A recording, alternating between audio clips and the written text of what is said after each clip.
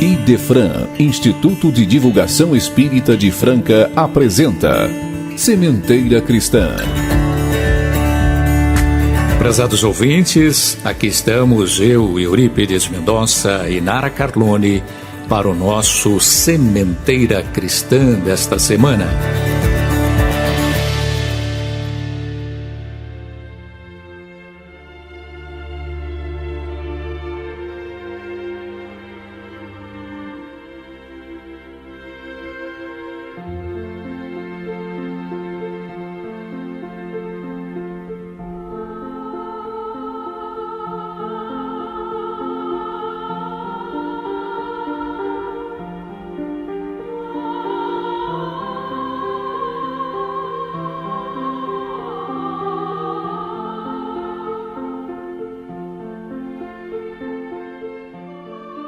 Querido Mestre Jesus, é com o coração radiante de felicidade que sintonizamos com o seu amor, sempre brando e radioso.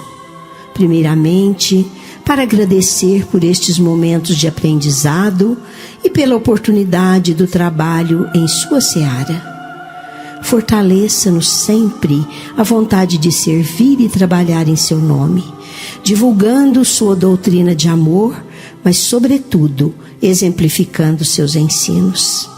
Que todos os lares que nos ouvem sintam as vibrações poderosas emanadas pela falange espiritual encarregada deste trabalho. Que as dores sejam aliviadas, os corações consolados e os sentimentos estimulados sempre para o bem e para a paz. Que em cada canto deste planeta os raios de luz da misericórdia do Pai cheguem com toda a sua força, trazendo otimismo, esperança e fé para todos os corações. Que a paz se instale em todos os recantos. Assim seja.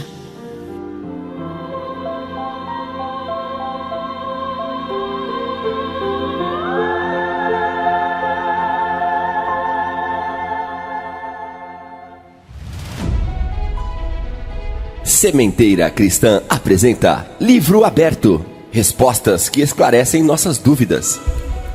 Na sessão Livro Aberto, vamos conhecer a questão 893 de O Livro dos Espíritos. Pergunta: qual a mais meritória de todas as virtudes?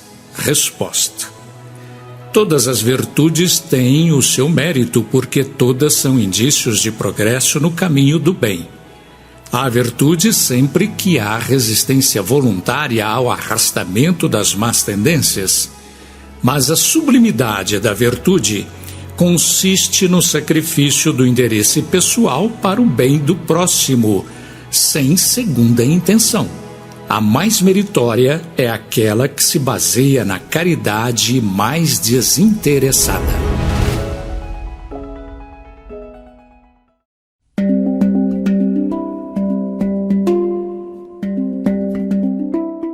Com grande alegria que hoje o Sementeira Cristã oferece informações sobre Paulo de Tarso, o grande apóstolo dos gentios. Não são poucas as publicações a respeito da tarefa gloriosa do apóstolo dos gentios. É evidente que neste pouco espaço de tempo impossível levantar uma biografia completa deste grande missionário. Mas nosso objetivo é destacar as lutas e os propósitos desta alma notável que se levantou das lutas humanas para seguir os passos do Mestre num esforço incessante. Queremos recordar aqui que Paulo recebeu a dádiva santa da visão gloriosa do Mestre às portas de Damasco. Mas não podemos nos esquecer de relatar o sofrimento que o aguardava por amor ao divino amigo. Muitos alegam que ele recebeu o apelo direto, mas na verdade todos nós temos a nossa convocação pessoal para participar do serviço com Cristo. As formas podem variar, mas a essência do apelo é sempre a mesma.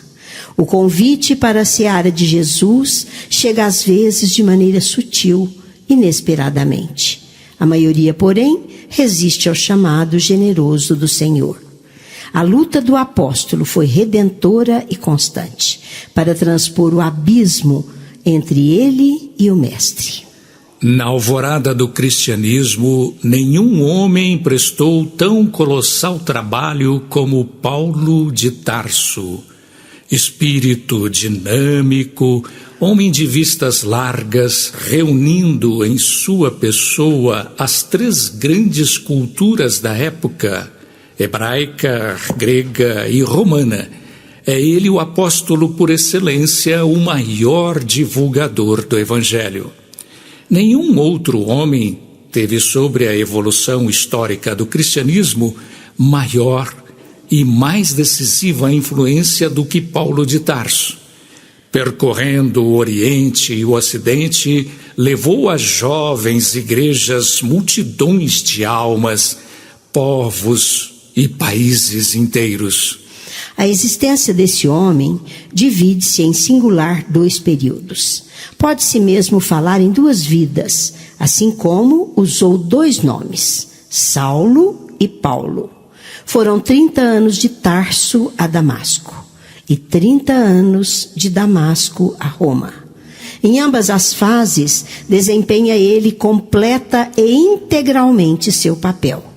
A princípio, Paulo cumpre sua tarefa de corpo e alma, defendendo com todas as fibras do seu ser o combate ao Nazareno, porque vê nele o grande inimigo da religião revelada.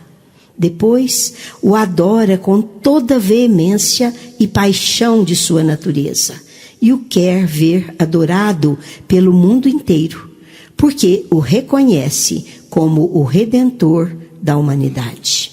No centro da vida de Paulo está o Cristo. Ontem, como inimigo. Hoje, como amigo. A princípio, alvo de ódio. Depois, objeto de amor e glorificação. Paulo não conhece meias medidas. Detesta a mediocridade. É o tipo autêntico do cristão integral. E com todo esse ardor, nada há de fanatismo, pois tudo é pautado por uma serena racionalidade. Foi com essa disposição psíquica que o maior bandeirante do Evangelho iniciou a sua estupenda carreira, como se vê relatado em Atos dos Apóstolos e nas suas epístolas como o arauto do Cristo. Para entendermos bem a vida deste apóstolo, temos que dividi-la em 2 partes. Primeiramente, o jovem Saulo de Tarso e, posteriormente, Paulo de Tarso. É o que vamos conhecer. Quem era Saulo? O jovem Saulo era nascido e vivia em Tarso, na Cilícia. Tarso era a capital da província romana da Cilícia naquele tempo, notável centro comercial e ponto de ligação das 2 culturas, helênica e romana do Ocidente. Tarso é regado pelas águas do rio Sídnus, província da Ásia. Saulo era o nome hebreu que lhe deram os pais israelitas. Paulo é nome latino de cidadão romano. As armas de Roma dominavam o território e a filosofia de Atenas empolgava os estudiosos. Saulo respirou a atmosfera heleno-romana judaica durante sua juventude.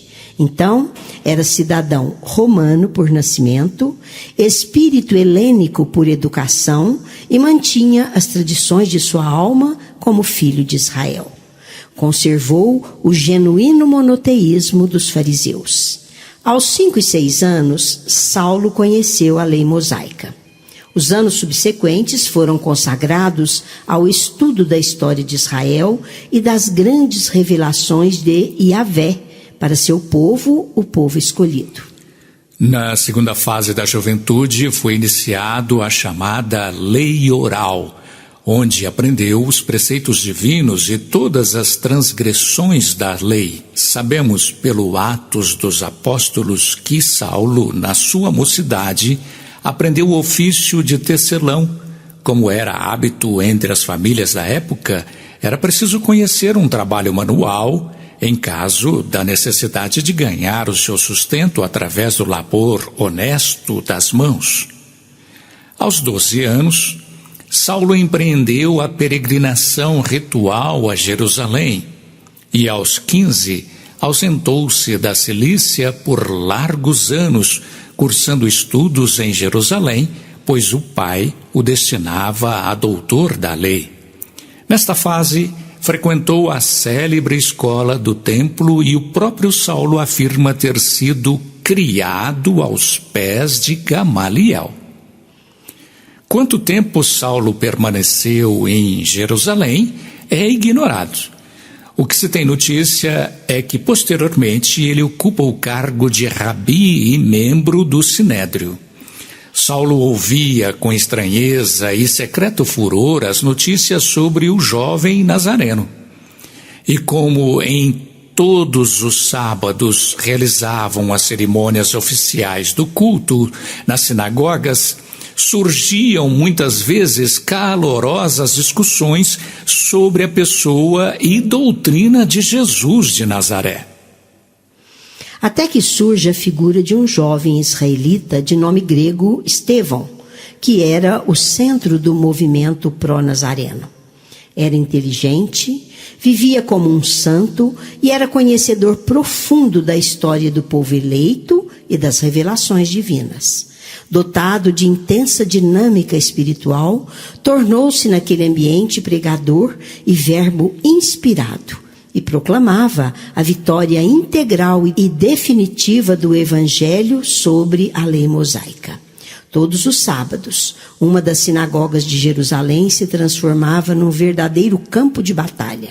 Em conflitos, as duas poderosas inteligências. De um lado, Estevão, o ardoroso campeão do Evangelho, intrépido líder do novo movimento espiritualista. Do outro lado, Saulo de Tarso, o doutor da lei. Corria mais ou menos o 2º ou 3º ano da morte do Nazareno.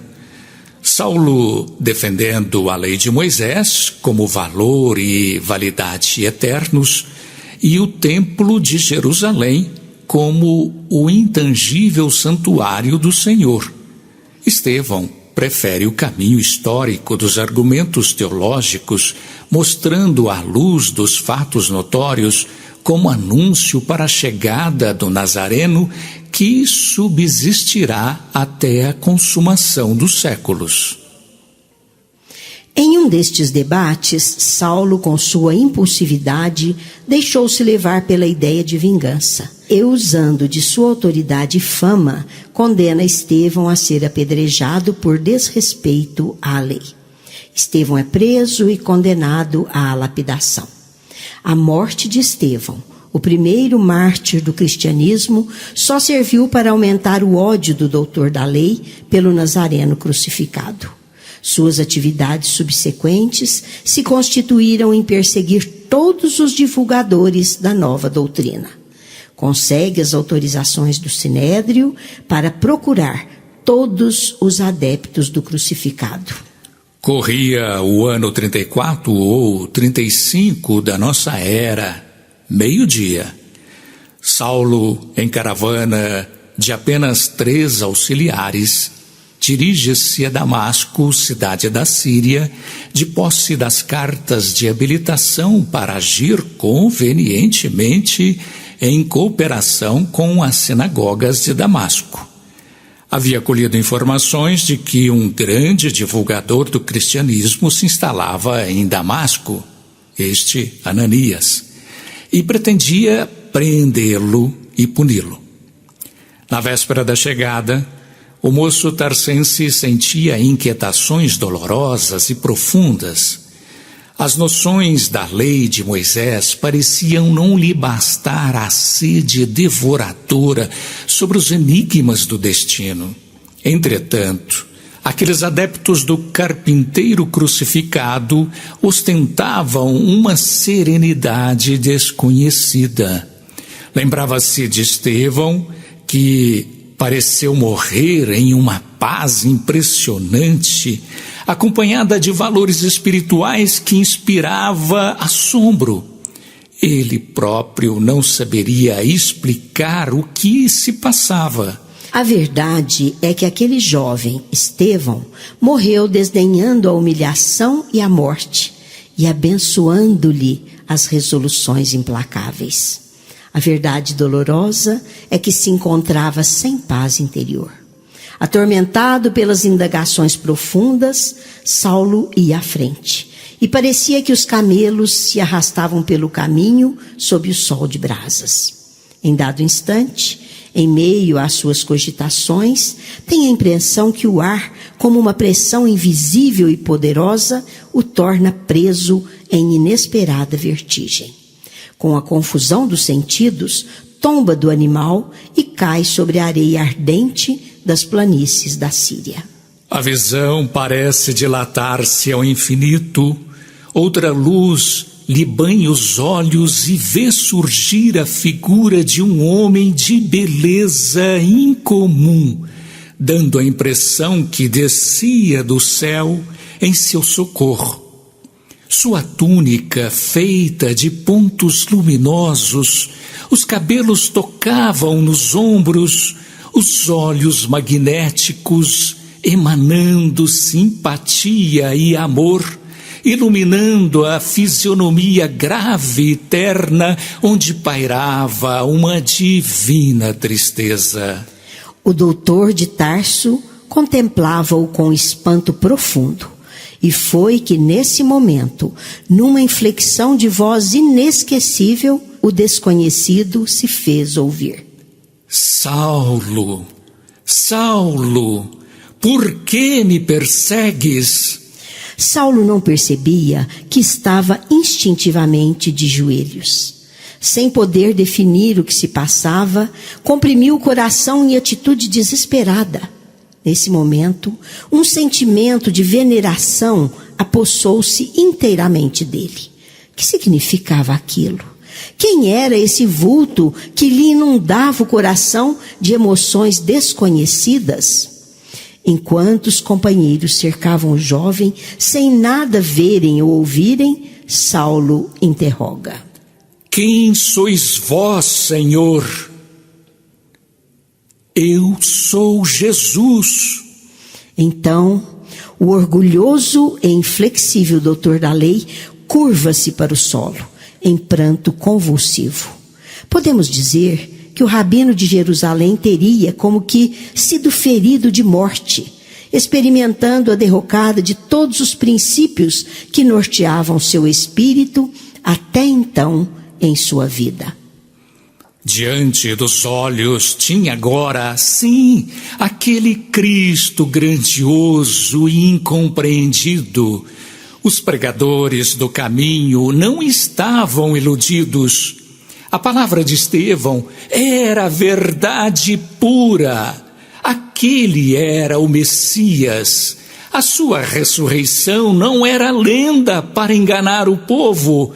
Sim, Saulo via-o ali no esplendor de suas glórias divinas. Foi então que notou que Jesus se aproximava e, contemplando-o carinhosamente, tocou-lhe os ombros com ternura, dizendo com inflexão paternal: Saulo, não recalcitres contra os aguilhões. Que traduzimos? Sim. Que traduzimos? Saulo, não resista às verdades profundas. Aguilhões são pontas de ferro pontiagudo que penetram dolorosamente. Os companheiros de viagem, sem nada compreender, viram-no chorar copiosamente. Saulo soluçava. Ante a expressão doce do Nazareno, necessitava reformar os pensamentos. Propõe a si mesmo renovar integralmente as concepções religiosas. Sentia-se como a ovelha perdida que o pastor amigo viera salvar.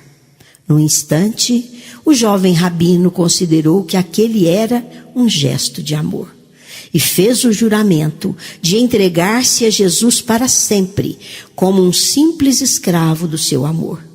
E tudo faria para provar que estava pronto para compreender o seu sacrifício. E questiona: Senhor, que queres que eu faça?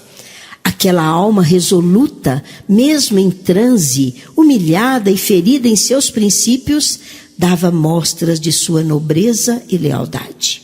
Entrega-se a Jesus, de corpo e alma, como um ínfimo servo oferecendo a sua cooperação.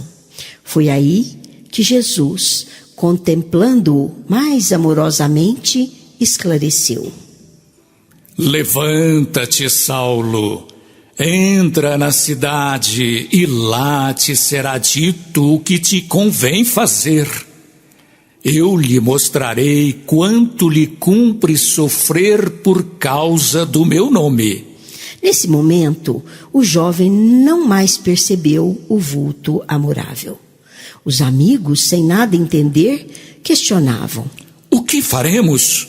Outro dizia: O que me preocupa é esse diálogo com as sombras. Com quem conversava ele? Outro dizia: Ele está em delírio. O sol escaldante pode abater o corpo mais resistente. E um dos companheiros se dirige a Paulo dizendo: Tenho grande experiência destas marchas com o sol a pino. Extenuado, o indivíduo cai abatido e sem reações. Em meio aos comentários dos amigos, Saulo, experimentando grande abatimento, limpa as lágrimas e chama um deles. Que aconteceu? Pergunta o amigo preocupado e ansioso. Estou cego. Eu vi Jesus Nazareno, disse humilde e modificado. Os amigos se entreolharam muito admirados. Julgaram que o jovem estava perturbado. E Saulo acrescenta com profunda tristeza: Preciso chegar a Damasco. Quanto a vocês, façam o que quiserem, pois até agora eram meus servos. Mas de agora em diante, eu também sou escravo, não mais me pertenço. O amigo começa a chorar. Tinha plena convicção de que Saulo enlouquecera. Chama os amigos e diz: Voltem a Jerusalém. Eu vou à cidade e procurarei socorro com algum médico. Noto-o extremamente perturbado. Saulo atendeu às deliberações do amigo com a humildade de uma criança, sem queixa nem resistência. Pelo caminho, Saulo chorava e o amigo perguntava a si próprio qual a razão daquele pranto incessante e silencioso. Envolvido pela sombra da cegueira, entram em Damasco. Saulo é levado a uma hospedagem. O companheiro retorna a Jerusalém.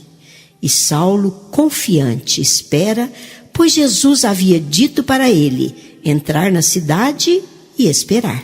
Após 3 dias de rigorosa disciplina espiritual, Saulo recebe a visita de Ananias. Comovido, entendendo os desígnios do mestre, Saulo humildemente desejaria beijar a túnica do irmão enviado. Ananias informa que viera a pedido de Jesus para tirar Saulo da escuridão da cegueira, e assim o faz. A partir daquele momento, o jovem rabino se dispõe a divulgar a nova revelação com a maior amplitude possível. Jesus precisa ser conhecido e o evangelho deve ser levado a todos os rincões do planeta. Assim, descansou armas e bagagens e se rendeu ao divino vencedor. Que queres que eu faça? Que queres que eu faça?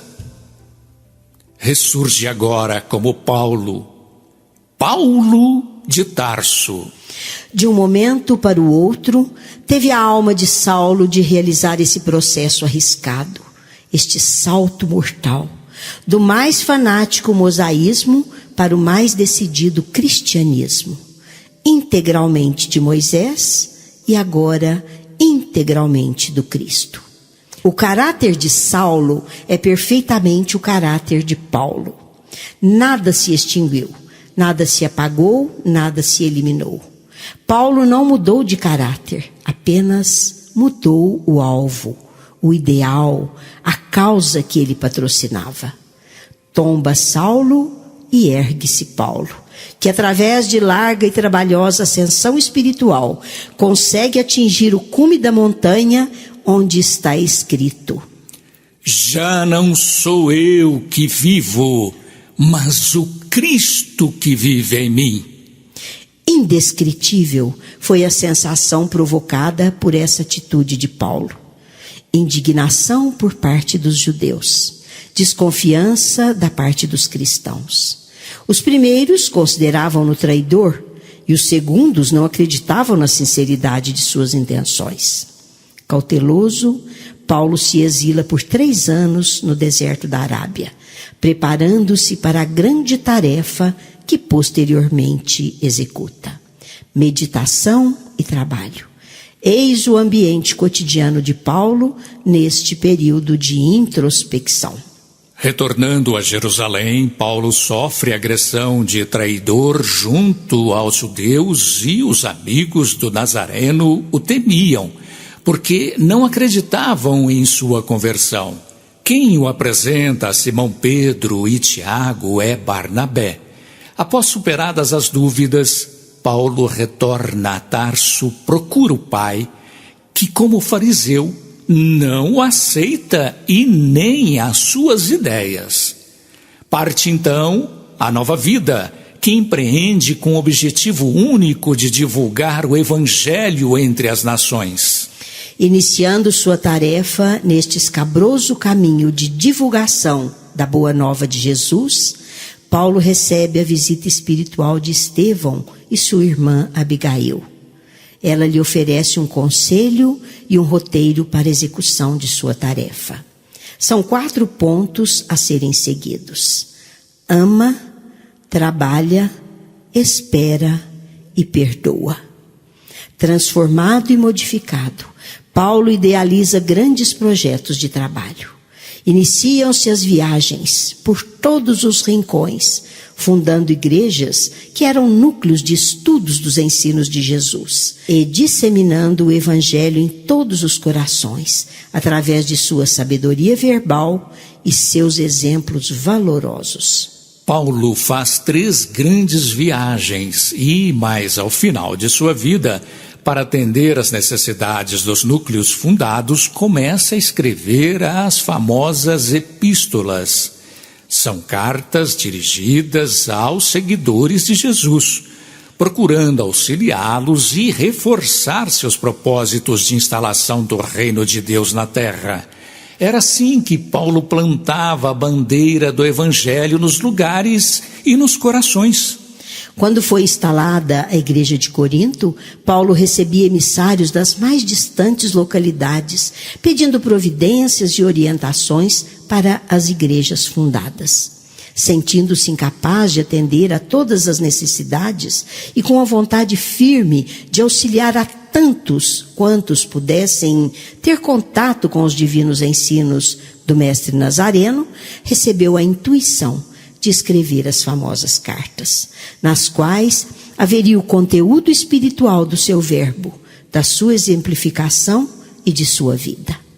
Pede auxílio a Timóteo e Silas para redigir a primeira de suas famosas epístolas. Desde então, as epístolas ou as cartas amadas e célebres, tesouros de vibração do mundo superior, eram copiadas e sentidas em toda a parte.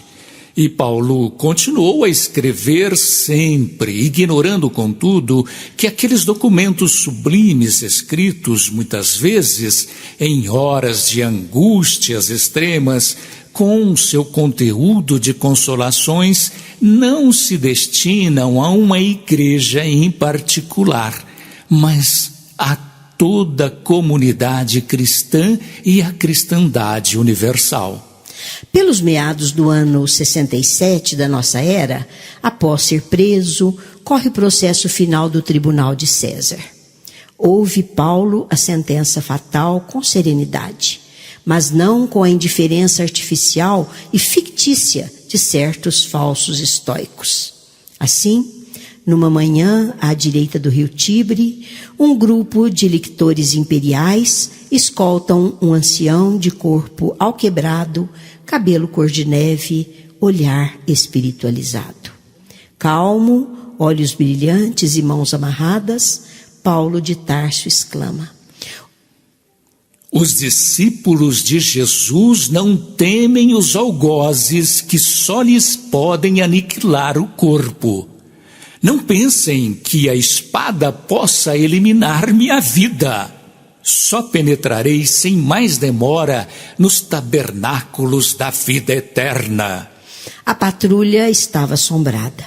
Paulo caminhou serenamente, sentindo a angústia das derradeiras horas e reconhecendo a necessidade de amparo espiritual para o testemunho supremo. Sente intimamente a sensação branda de alívio reparador. Perto do mar, sem a presença de um amigo, cai a cabeça de Paulo de Tarso sob o golpe da espada romana. Aqui, o grande bandeirante do Evangelho plantou a última bandeira do seu Senhor e Mestre, bandeira ruborizada com o sangue de seu coração. Assim morrem os heróis.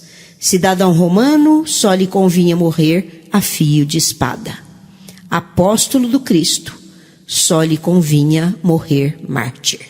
Com estes humildes comentários, formulamos votos para que o exemplo do grande convertido se faça mais claro em nossos corações, compreendendo que nos compete trabalhar e servir sempre, por amor a Jesus, para repetir como ele: não sou eu quem vive, mas o Cristo que vive em mim. No nosso momento musical, vamos ouvir composição e voz de César Tucci, Mensagem Esquecida.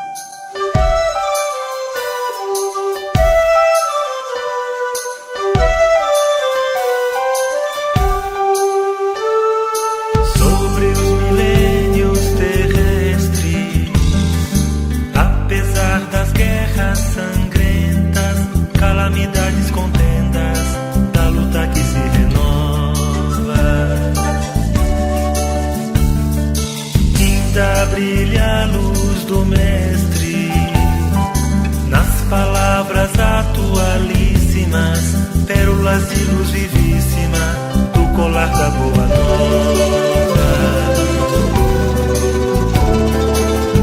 Nós que temos distraído, desprezado o caminho, fugindo em desatino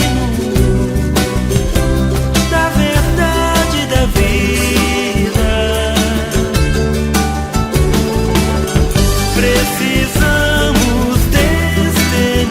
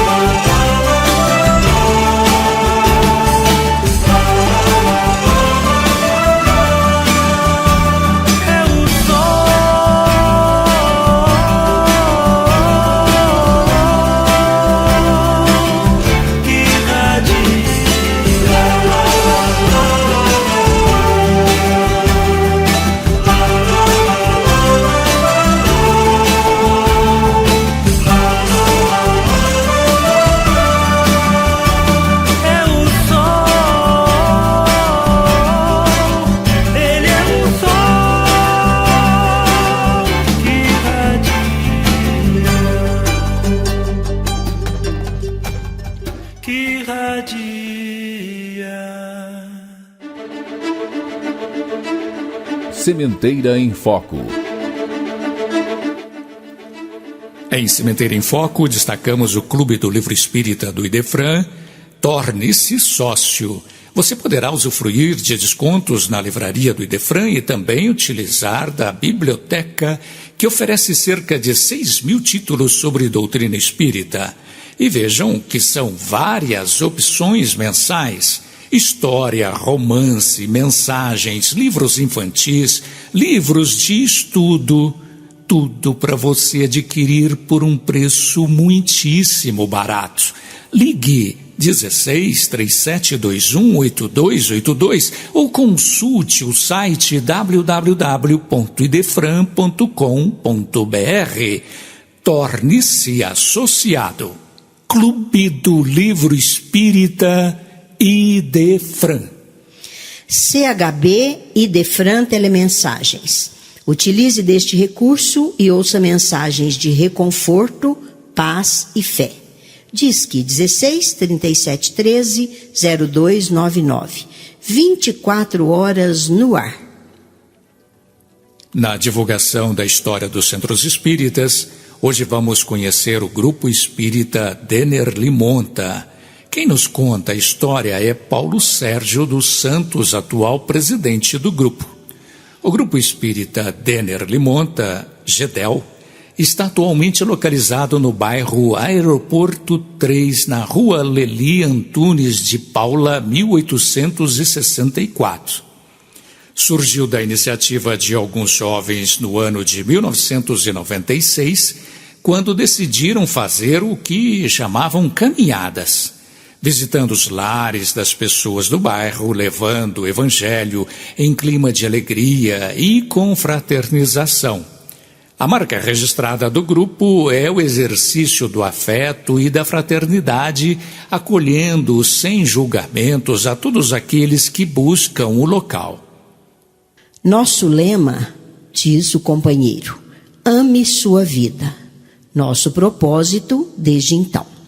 Atualmente, conta com os seguintes trabalhos: orientação espiritual, passes fluídicos, estudos dinâmicos do Evangelho segundo o Espiritismo, apometria, socorro espiritual, atendimento fraterno, sopa fraterna, evangelização de crianças, grupo de orientações a gestantes, caminhada fraterna, que são as visitas a lares em necessidade de apoio espiritual e social. Todas as pessoas que se sentiram chamadas a conhecer o GEDEL poderão entrar em contato pelo telefone 16 99 281 0327. Será uma enorme alegria recebê-los entre nós. Esta é a bonita história do Grupo Espírita Denner Limonta. Correio do Além. Os espíritos falam conosco. Em Correio do Além, vamos ouvir do livro Depoimentos Vivos, psicografia de Divaldo Pereira Franco, Fuga e Realidade. Quem interpreta é Cristiane Neves Peroni. Amigos da caridade, rogai a Deus pelos infelizes, como eu, os que buscamos voluntariamente a morte, a fuga à responsabilidade e encontramos a vida como flagelo punitivo, a covardia em que nos ocultávamos. Sou suicida e não tenho palavras para traduzir o meu relato, senão a dor e o sofrimento. Amei na terra, ou supus amar. Hoje eu sei que o sentimento que eu nutria não era o do amor em sua plenitude, mas sim uma paixão ilusória. Ferida dos meus sentimentos de mulher, preferi desertar pela porta mentirosa do autocídio a enfrentar a realidade dos dissabores que me ensejavam elevação espiritual. Matei-me, e no entanto, o corpo se negou a libertar-me da vida. Quis fugir, e fui condenada a demorar-me prisioneira, exatamente porque desejei ludibriar as leis da justiça divina. Casada, surpreendi meu esposo com outra mulher, e incapaz de compreender-lhe a fraqueza de caráter, deixei-me alucinar pelo ciúme doentio. Ingeri um pesticida em moda, por ódio, porque o suicídio é a forma de os fracos se vingarem de quem os feriu, ou supõe por eles terem sido atingidos. Antes, porém, que se consumasse o apagar da consciência, desejei recuar, em face das dores pungentes que dilaceravam o meu aparelho digestivo, produzindo-me asfixia e insuportável angústia. Todavia, desta viagem não se retorna com a facilidade com que se inicia.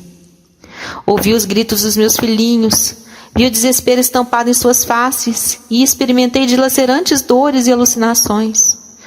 Os primeiros socorros foram inúteis, tendo a sensação de que meu corpo ardia em chamas devoradoras. E na autópsia, senti as penetrações dos bisturis e instrumentos que me cortavam o corpo.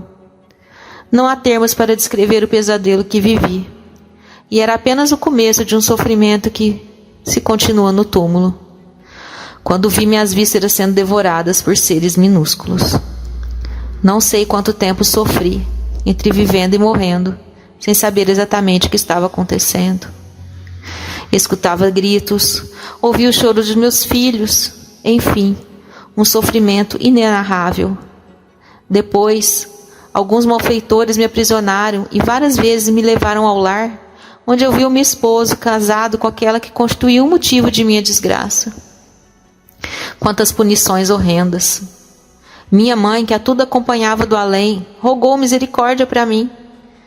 Deste dia já se passaram 12 anos, e eu, na esperança de recomeçar um novo dia na história de minha vida. Agora, antes de ter nova oportunidade de encarnação, vim suplicar que orem por mim, que preferi a loucura à esperança e a deserção ao dever. Cândida Maria. Sementeira Responde.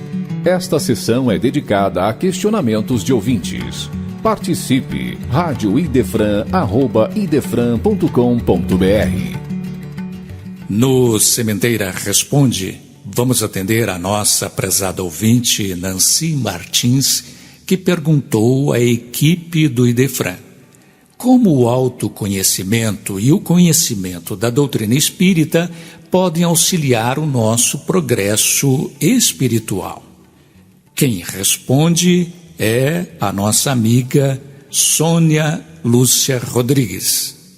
O dinâmico processo de viver, aprender, progredir e especialmente aprimorar-se no intelecto e na moralidade estabeleceu valiosas experiências no relacionamento com terceiros e, claro, consigo mesmo, na individualidade. Afinal, o amadurecimento psicológico-emocional é fator preponderante para o equilíbrio diante dos gigantescos desafios de viver em harmonia. Especialmente se pensarmos na velha questão do autoencontro, pois que muitos de nós nos esmeramos em diversas atividades para além da própria intimidade, auxiliando muita gente, distribuindo conhecimento e nos esquecemos de auxiliar a nós mesmos. A maior tarefa é a da autoeducação, do autoaprimoramento. Somos pródigos no aconselhamento para terceiros e nos debatemos em aflições quando as adversidades nos atingem diretamente, esquecendo-nos de que o que falamos deveríamos usar primeiro em favor próprio, equilibrando as próprias emoções. Dentre os fatores do dinamismo da vida está a transformação trazida pelo fenômeno biológico da morte. É um fenômeno natural, integrante desse processo todo, uma vez que somos mortais apenas no corpo, pois que imortais como seres inteligentes. As conquistas e dificuldades continuam, pois ela, a morte, não anula nem simplifica as dificuldades, uma vez que levamos o equilíbrio ou a desarmonia interior conosco. Uma vida moral e emocionalmente equilibrada, desde já, resultará num futuro também equilibrado, como espírito livre da matéria.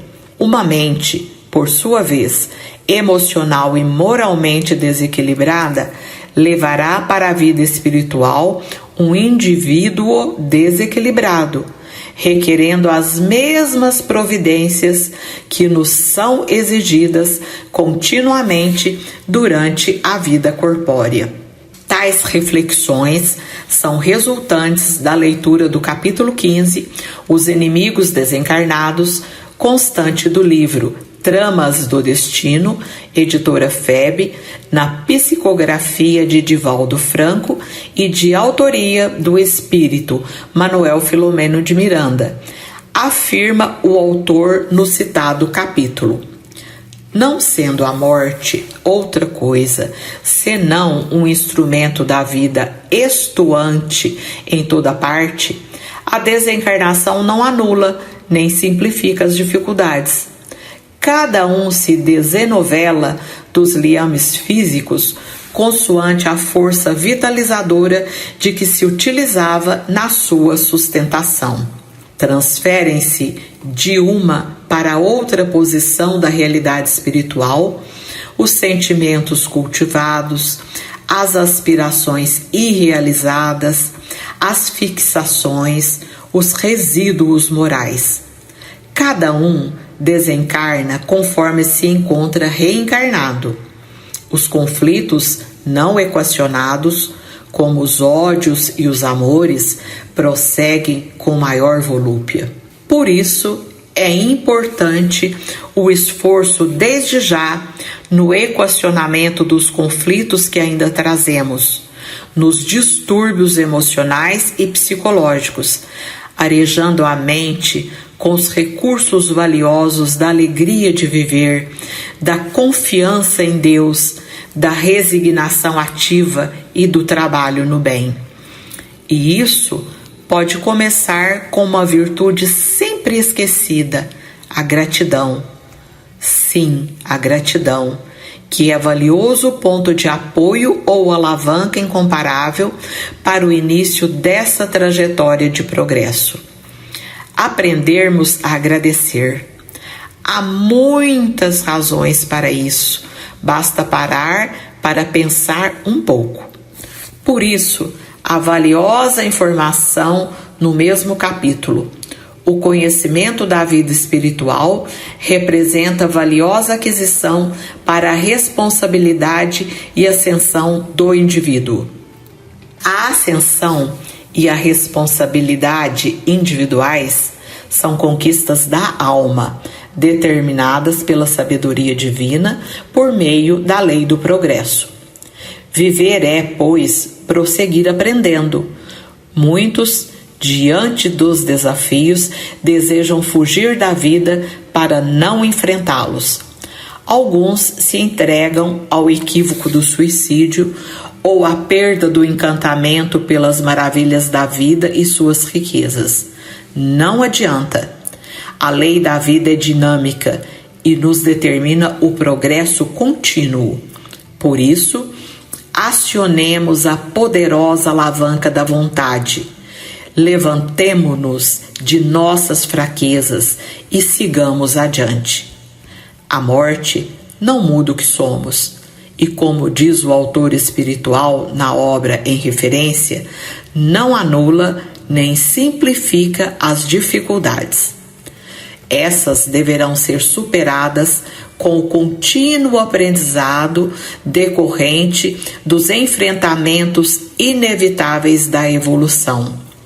Com a clareza do pensamento espírita, nossa gratidão à fabulosa e incomparável obra da codificação espírita de Allan Kardec, que traz luz e entendimento às nossas vidas. Sigamos a luta, queridos irmãos. Pensadores e suas reflexões. Na sessão Pensadores e suas reflexões, hoje vamos ouvir a doutora Rosana Alves em oportuno comentário sobre a educação dos filhos. Coloca para trabalhar. Vossa Majestade é a criança.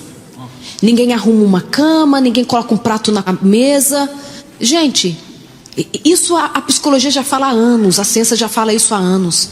Eu tenho até uma tabelinha do que a criança pode fazer em cada fase da idade dela.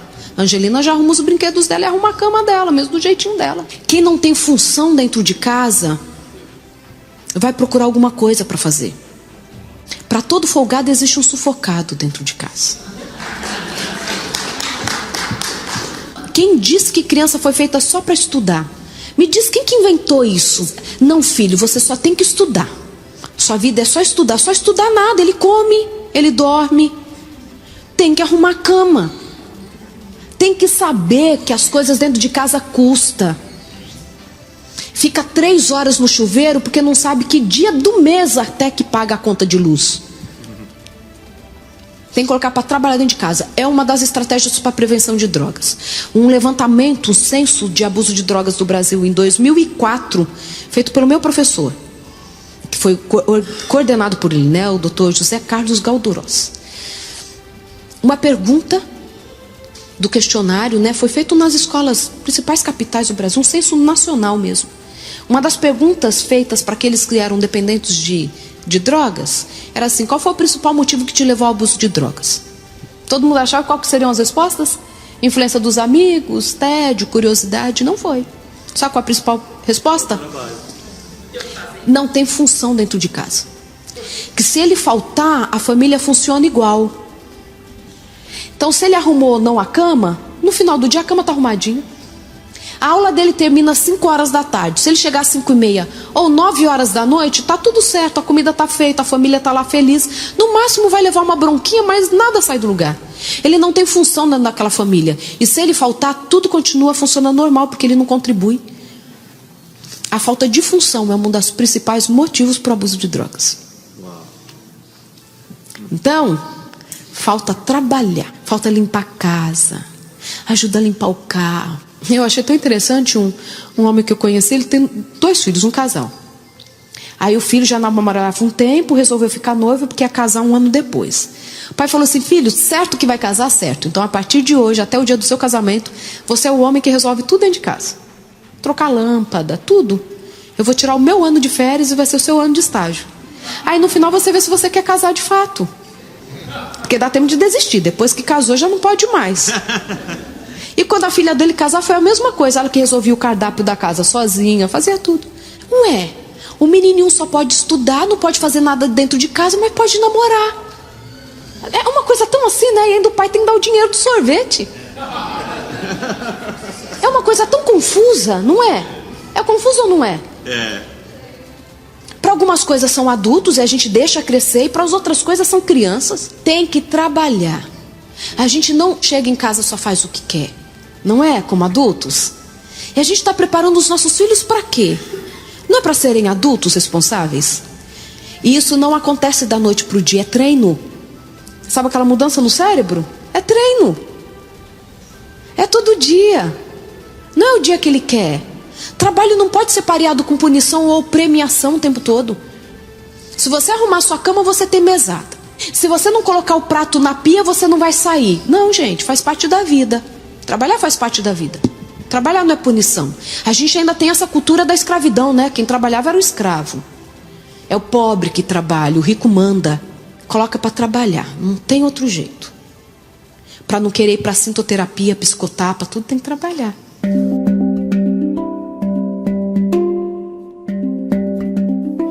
Encerrando o Sementeira Cristã, vamos conhecer a poesia de Custódio Alencar, Um Dia Diferente. O sol de um novo dia é força que não cessa, que raia diligente e segue se doando.